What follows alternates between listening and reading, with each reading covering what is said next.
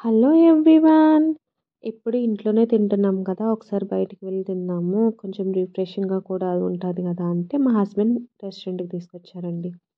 Surabhi grand restaurant బయట నుంచి చూడడానికి చాలా బాగుందండి. ఇంకా లోపలికొస్తే యాంబియన్స్ అయితే చాలా బాగుంది. ఇంకా కొన్ని ఫొటోస్ దిగేసి అలా పైకి వెళ్ళాము. పైన థీమ్ రెస్టారెంట్ ఉంది. కింద ఫ్యామిలీ రెస్టారెంట్ ఉంది. థీమ్ రెస్టారెంట్‌లో ఎప్పుడు తినలేదు కదా! సరే ఒకసారి ట్రై చేద్దామని పైకి వెళ్ళాము.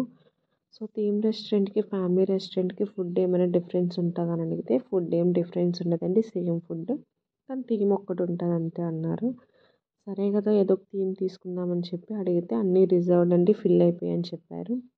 సరే ఒకసారి ఎలాగో పైకి వచ్చాం కదా ఒకసారి లుక్ వేసి వెళ్ళిపోదామని చెప్పి అన్ని థీమ్స్ చూసాము.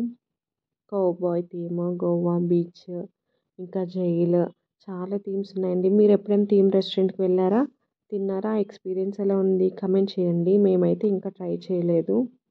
ఎందుకంటే అన్నీ ఫిల్ అయిపోయాయి. సో ఇంక మేము అన్నీ చూసి ఇంకా ఫ్యామిలీ రెస్టారెంట్‌కి వెళ్ళిపోయామండి.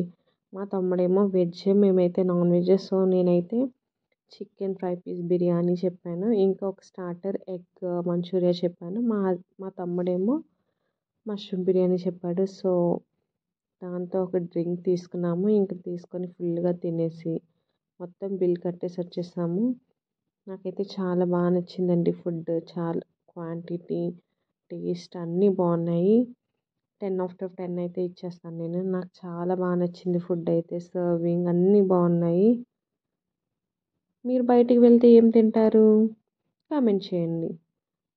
Please do like, share and subscribe my channel. Bye.